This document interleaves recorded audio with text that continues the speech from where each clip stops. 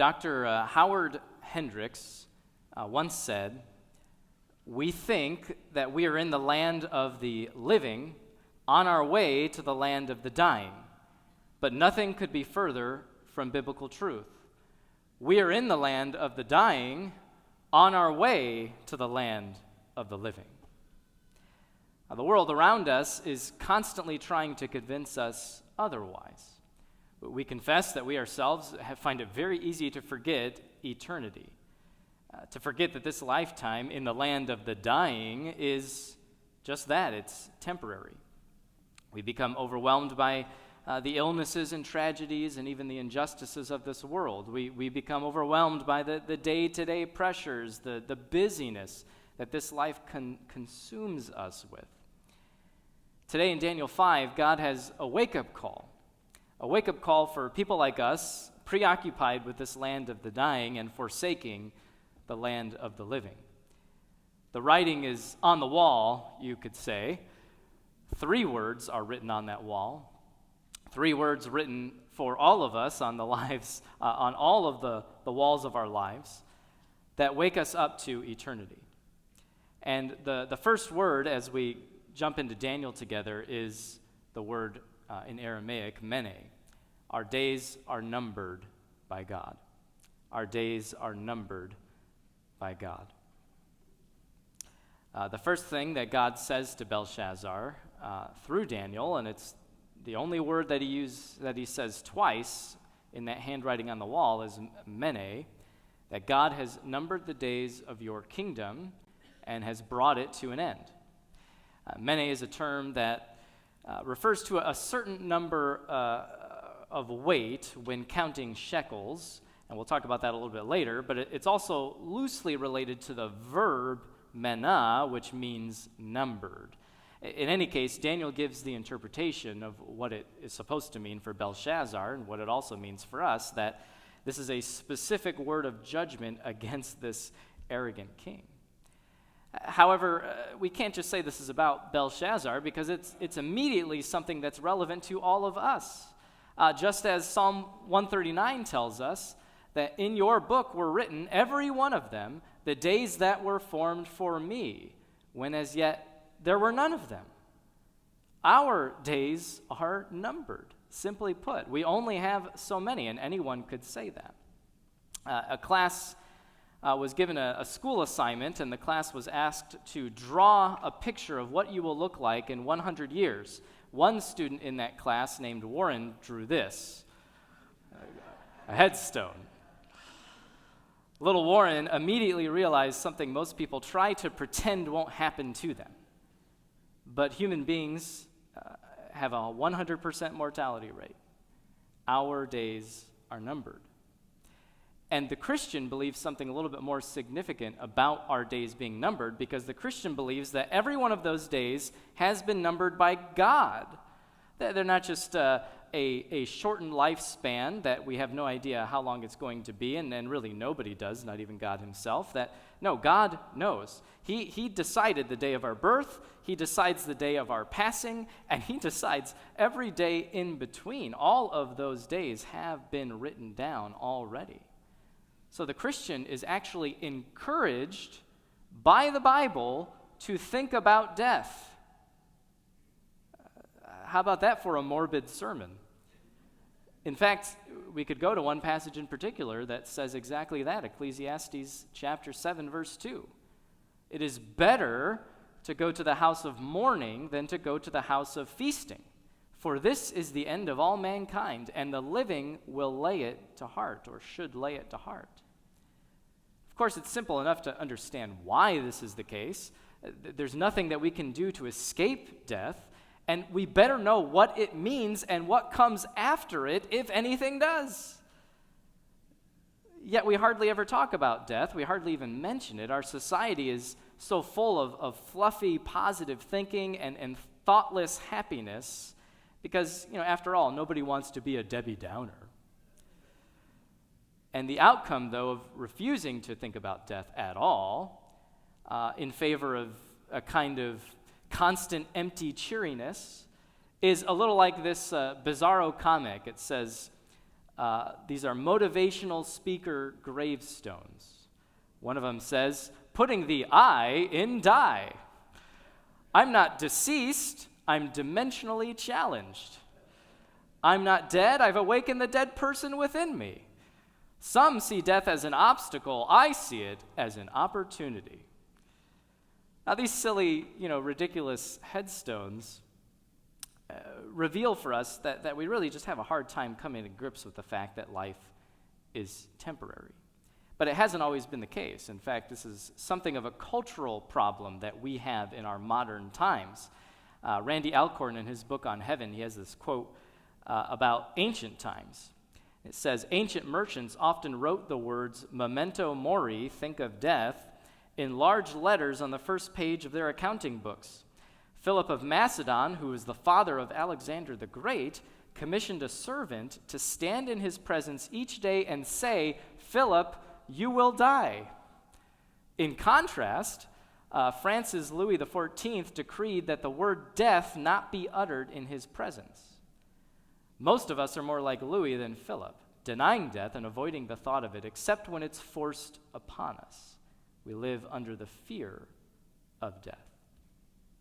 When, then, is the last time that you reflected seriously about the days of your life being numbered by God, being limited, being decided?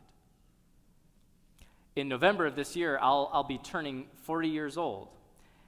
And for me, that brings in the reality that I may very well have lived half of my life already.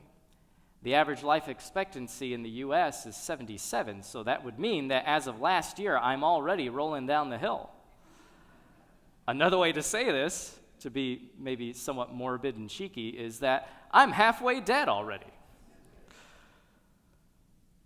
On a more important note, this year also marks 10 years that I've served here as both associate pastor and the last 3 years as senior pastor. And in those 10 years, I've been a part of over 90 funeral services. And that works out to a funeral every 5 weeks. Some from people in our church, it hasn't all been people in our church, but some also from family members of our church family, and then still others just from our community here in Dinuba and Reedley and Orosi and the like.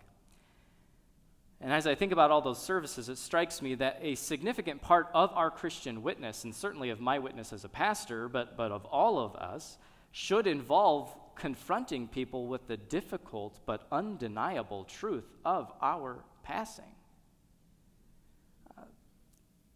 This is the greatest problem that every person faces, and it's also the greatest thing that everyone tries to bury. And Christian witness does not allow the world to naively or casually overlook this eternal reality. We are a people who must ask, are you ready for death? When you are met face to face with God, why would he let you into his heaven? Making a point for us as Christians, perhaps even to go to memorials and funerals, not just of our family, but of our neighbors, of our community, of our church family, because we're looking for opportunities to speak to them about the gospel, to give them hope of life after death through Jesus Christ, to tell them that God is not desirous that any of us should die. Because Jesus rose from the dead, he proved that he is able and willing to give new life to dying people in the land of the dying, to show the way for everyone who is saved through the cross of Christ and the resurrection of Christ, that they might enter a new life of eternal significance and of freedom from death. Mene is our first word. It reminds us that all of our lives are numbered, and they are numbered by God. But they don't have to end with this life. The writing on the wall continues for Belshazzar and for us with the word tekel. Our lives will be weighed by God. Our lives will be weighed by God.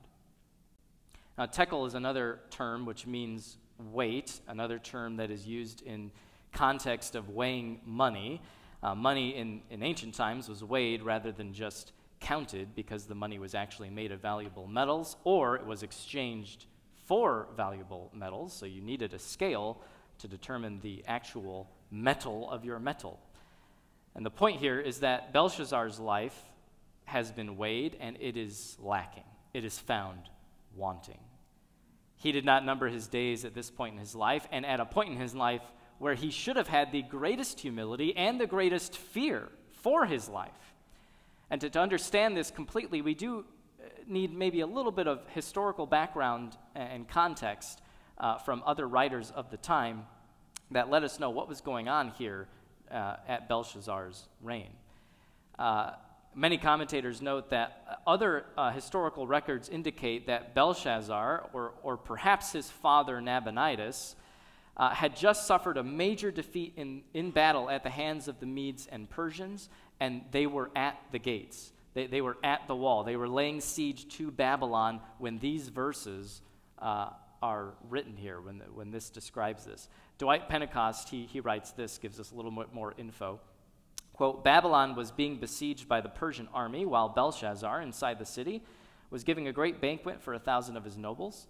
And perhaps the banquet was given to show Belshazzar's contempt for the Persians and to allay his people's fears. Archaeologists have excavated a large hall in Babylon, 55 feet wide and 165 feet long, that had plastered walls. Such a room would have been sufficient to house a gathering of this size. Belshazzar considered this city secure from assault because of its massive walls, and within the city were supplies that would sustain it for 20 years. Therefore, the king felt he had little cause for concern. So this party is happening with death at the gates.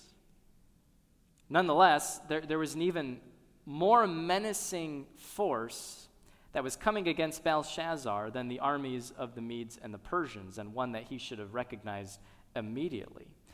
Belshazzar should have realized that this was the hand of God at work, just as his grandfather Nebuchadnezzar had told him about the visions God gave him of another kingdom coming, a kingdom of silver and a chest of silver and arms, and that statue vision he was given, the kingdom of the Medes and the Persians.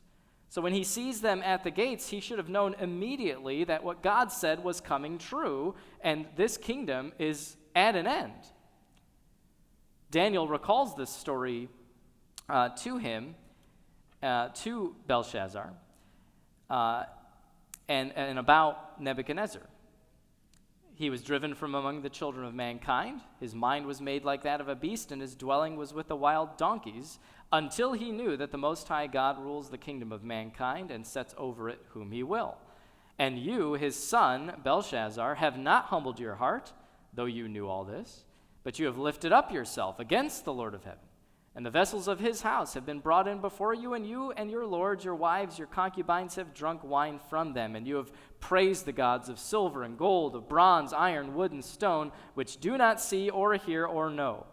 But the God in whose hand is your breath, and whose are all your ways, you have not honored.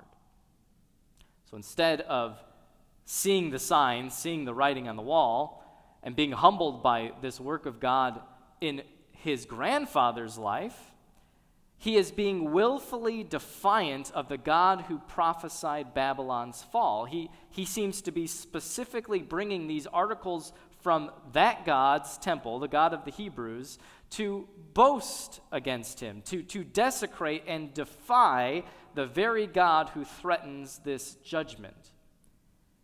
Instead of reflecting on the numbered days of his life, he responds with a careless, proud worship of his own gods.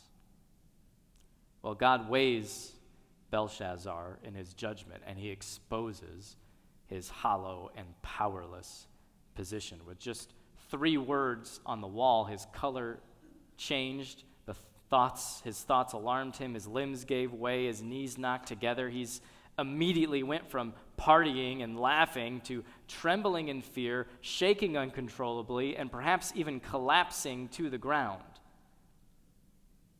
It's a startling illustration of exactly what his grandfather said. The last words we have of Nebuchadnezzar at the end of chapter 4, where Nebuchadnezzar says, I praise and extol and honor the King of heaven, for all his works are right and his ways are just, and those who walk in pride he's able to humble. So what are the responses that our culture have, that we have today, to the reality of death? Responses that will be weighed by God and that will be found wanting in the end. Well, we see one of those responses in Belshazzar's mindless partying. Ecclesiastes again helps us with talking about this when it says that the heart of the wise is in the house of mourning, but the heart of fools is in the house of mirth. It's better for a man to hear the rebuke of the wise than to hear the song of fools. House of mirth here can also be translated house of pleasure. We can imagine it applying to getting drunk in a bar and drinking your cares away, doing drugs with friends, or even simply moving from one thrill in life to another, getting your fix. The Song of Fools, just like the House of Pleasure, is not without endless examples in our day and age.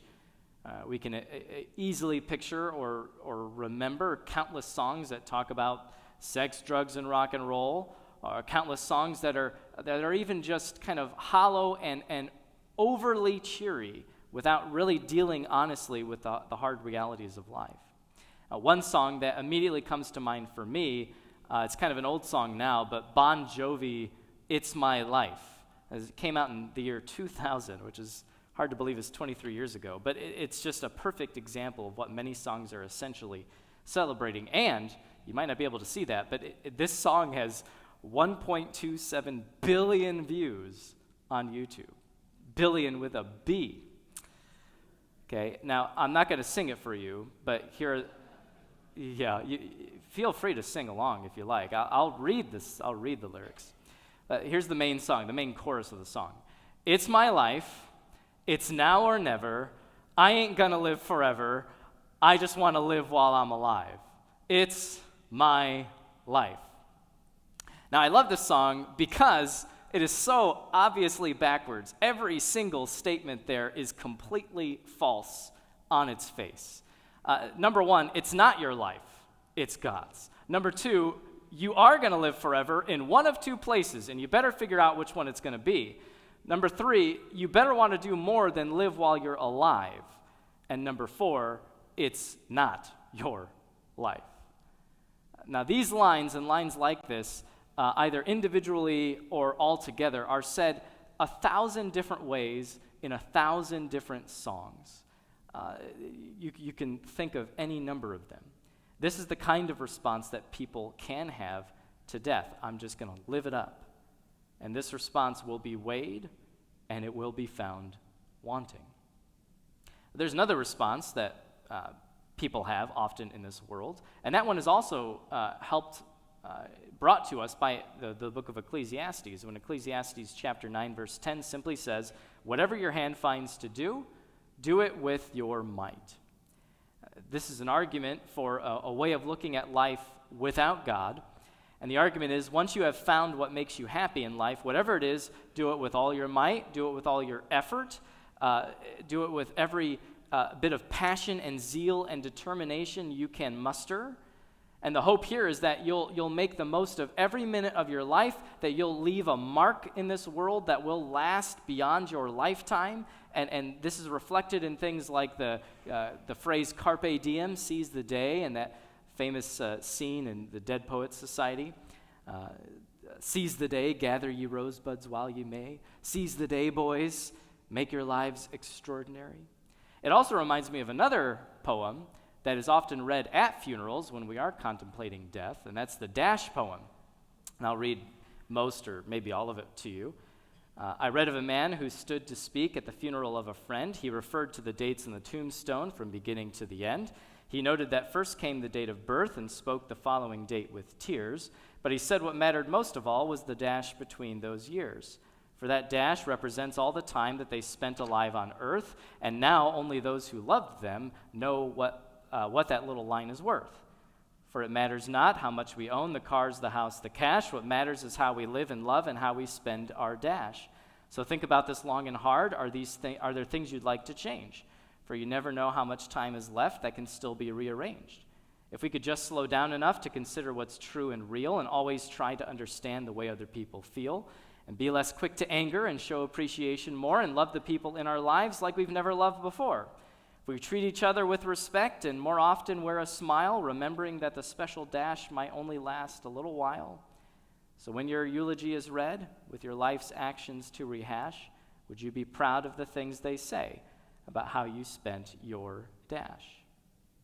Now, this is a beautiful poem, and much like the Carpe Diem scene, it's very inspiring. It also confronts us to recognize and to number our days, the limitation of those days. But notice that both of these answers, both of these poems, assume that this life is all that there is. The dash poem never mentions God and never mentions an afterlife. And working hard to leave a mark cannot overcome your mark's end date, nor can it do anything about the weighty judgment of God after it.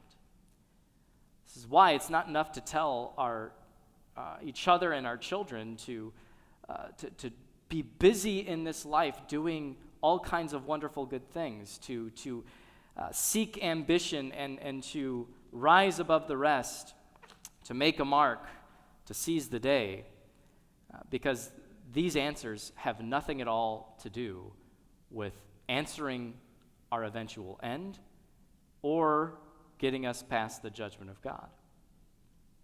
These responses, making your mark and seizing the day, will be weighed by God. They will be found wanting. Tekel is the second word, that our lives will be weighed by God.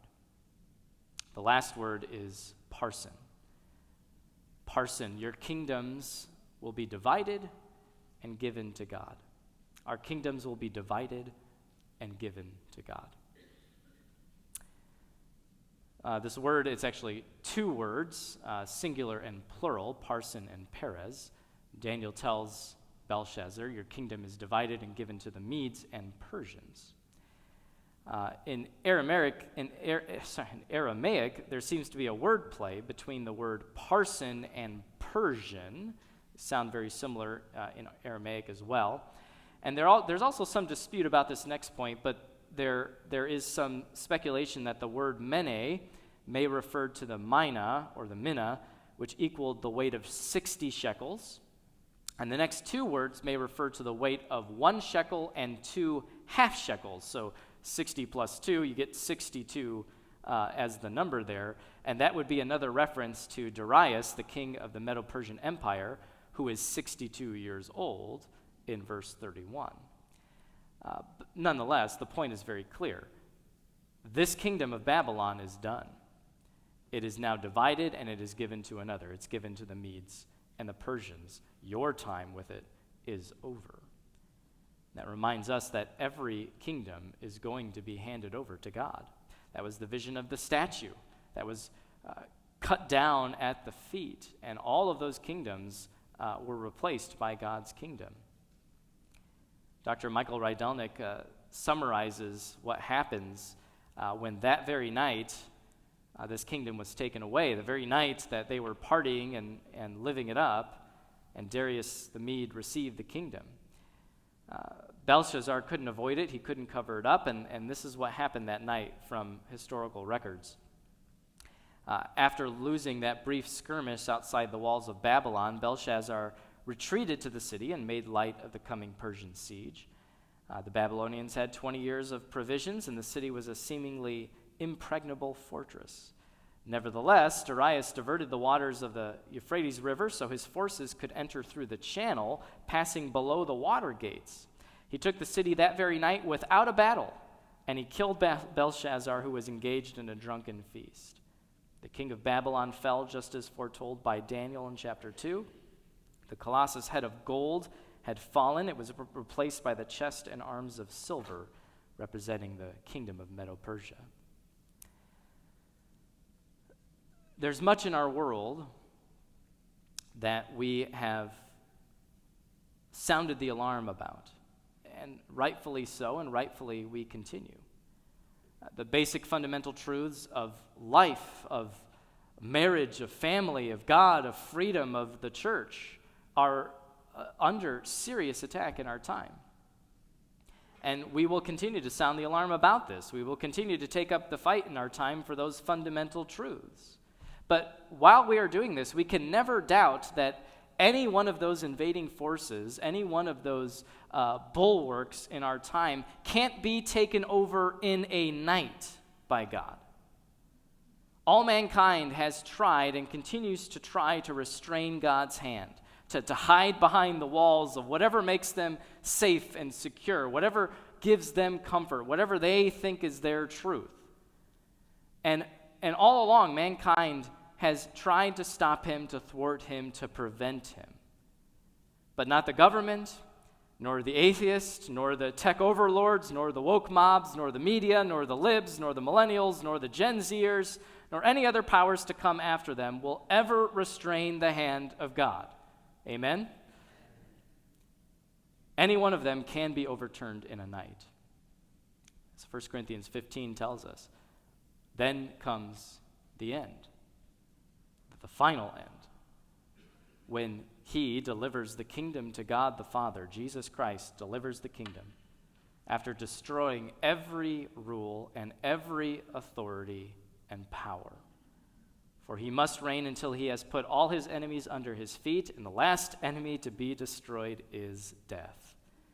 For God has put all things in subjection under his feet.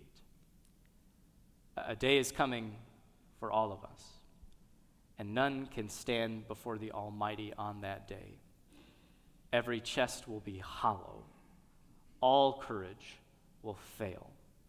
Every person who stands on their own on that day will crumble and fall, just like Belshazzar did to those 3 little words written on the wall.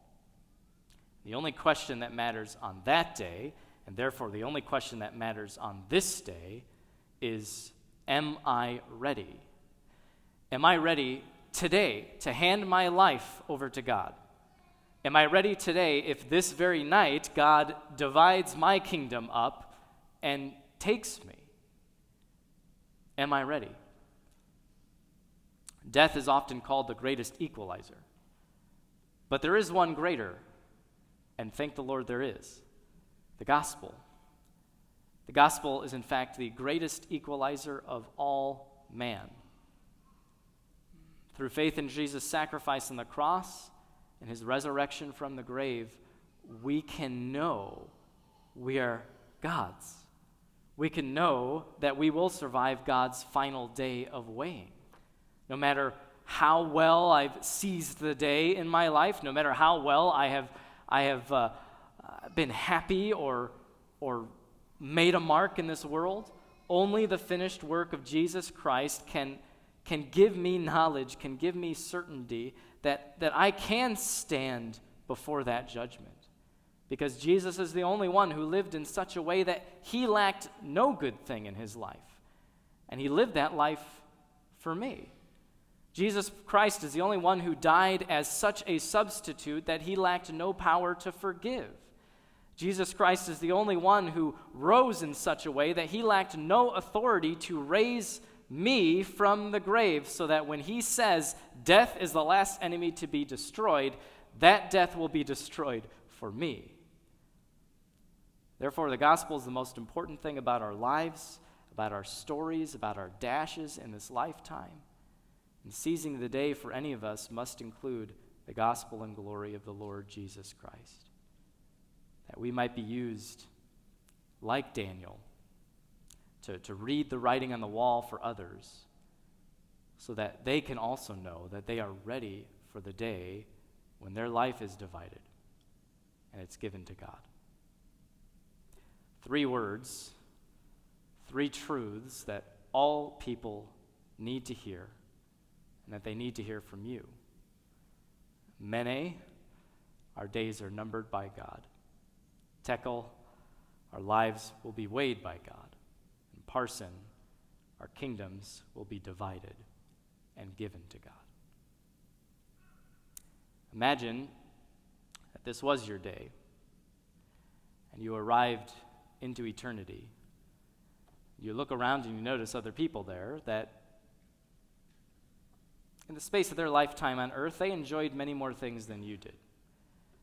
They had more money, they had more friends, they had more accomplishments, more success. Still others that you notice who they did more than you, and they had more authority too.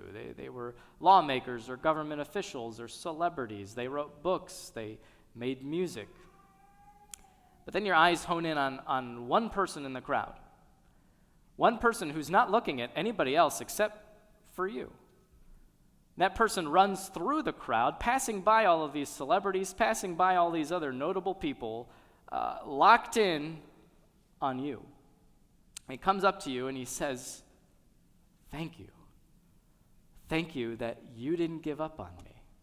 Thank you that you read the writing on the wall of my life, that you told me what those 3 little words mean for me, and that I am here today because of what the Lord spoke through you." The moment that happens, for any of us, for any person, we know that our lives made a mark that lasts eternally. We know that our lives here and now secured someone else's life for eternity. And we know that the gospel saves, and it saves all who call on the name of Jesus Christ. So we make it our ambition to say nothing before we first tell people about the Lord Jesus Christ. A Lord that we get to celebrate this morning as we partake of communion together. A Lord who won for us an independence that is greater than any other kind of freedom we could have. Freedom from judgment, freedom from sin, and freedom from death. Would you pray with me?